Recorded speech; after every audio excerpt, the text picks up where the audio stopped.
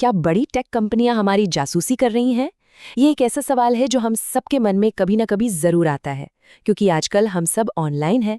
तो चलिए आज इसी की पड़ताल करते हैं और देखते हैं कि हमारा डेटा असल में कितना सेफ है।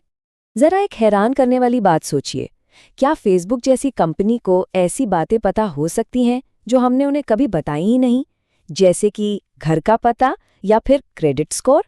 सुनने में तो ये नामुमकिन लगता है ना? लेकिन इसका जवाब आपको चौंका सकता है। अब देखिए, ये बड़ा इंटरेस्टिंग है। फेसबुक खुद ये बात मानता है कि वो कौन कौन सा डेटा इकट्ठा करता है।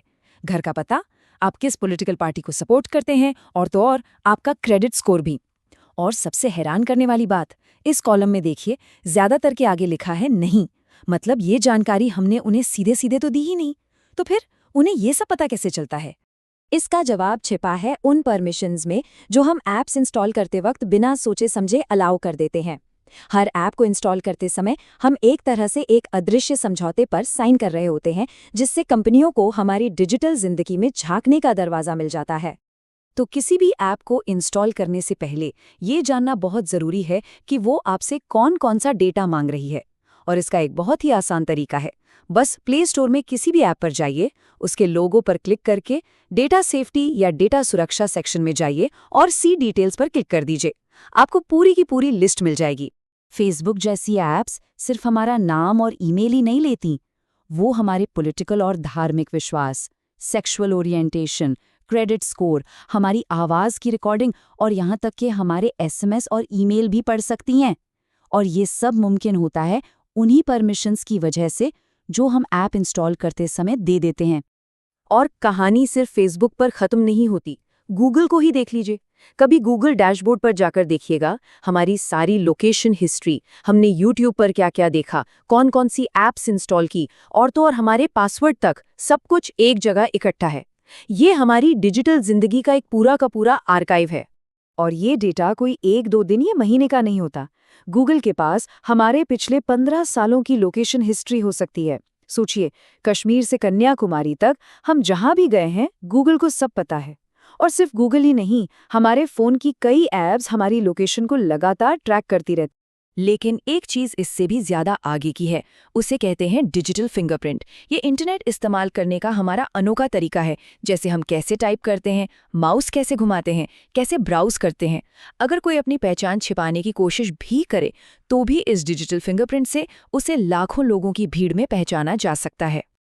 अच्छा, अब तक तो हमने ये देखा कि डेटा इकट्ठा कैसे होता है, लेकिन असली खेल और असली खतरा तब शुरू होता है जब यही डेटा गलत हाथों में, यानी अपराधियों के पास पहुंच जाता है। चलिए देखते हैं कि वो इसका इस्तेमाल कैसे करते हैं।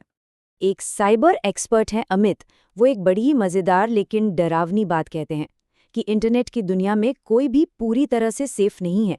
यहाँ सिर्फ 2 तरह के लोग हैं, एक वो जिन्हें पता है कि वो हैक हो चुके हैं, और दूसरे वो जिन्हें बस अभी तक पता नहीं चला है। डेटा ब्रीच एक सच्चाई है जिसका सामना हम सबको करना पड़ता है। एक वेबसाइट है haveibeenpawned.com। कोई भी वहां जाकर अपना ईमेल आईडी डाल सकता है और चेक कर सकता है कि क्या उसका डेटा किसी ब्रीच में लीक हुआ है। जैसे इस उदाहरण में, ये ईमेल एड्रेस 11 अलग अलग डेटा ब्रीच में पाया गया। इसका सीधा मतलब है कि इससे जुड़ी जानकारी डार्क वेब पर मौजूद है। और ये कोई छोटी मोटी कंपनियों के ब्रीच नहीं है। नाम देखिए, एडोबी, लिंक्डइन, पेटीएम, ज़ोमैटो, ये सब जाने माने नाम हैं जहां से करोड़ों लोगों का डेटा लीक हुआ है।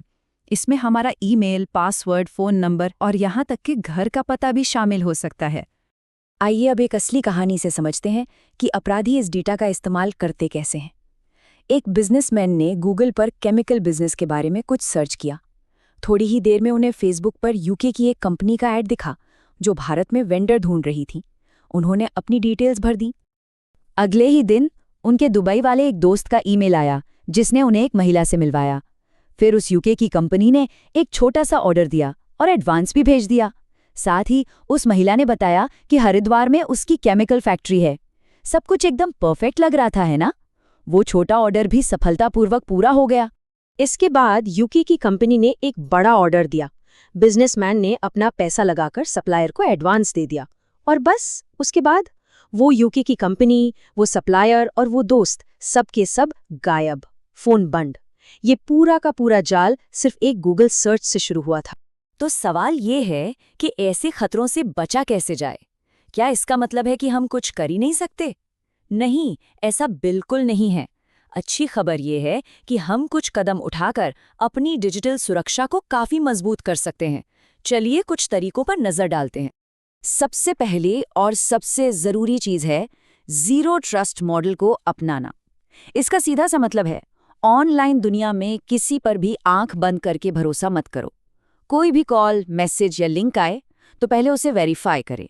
अगर कोई ऑफर इतना अच्छा लगे कि यकीन न हो तो शायद वो सच में यकीन करने लायक है ही नहीं। मार्केट में मोबी आमर जैसे कुछ ऐप्स हैं जो इसमें मदद कर सकते हैं। ये खतरनाक क्यूआर कोड और लिंक्स को स्कैन करते हैं, पब्लिक वाईफाई की सिक्योरिटी जांचते हैं और ये भी बताते हैं कि कौन सा ऐप आपके फ़ोन में क्या क्या कर रहा है। ये हमारी डिजिटल दुनिया के लिए एक गार्ड की तरह काम कर सकता है। और एक नियम, इसे तो गांठ बांध लीजिए, कभी भी किसी भी हालत में डायरेक्ट एपीके फाइल से कोई ऐप इंस्टॉल मत करिए।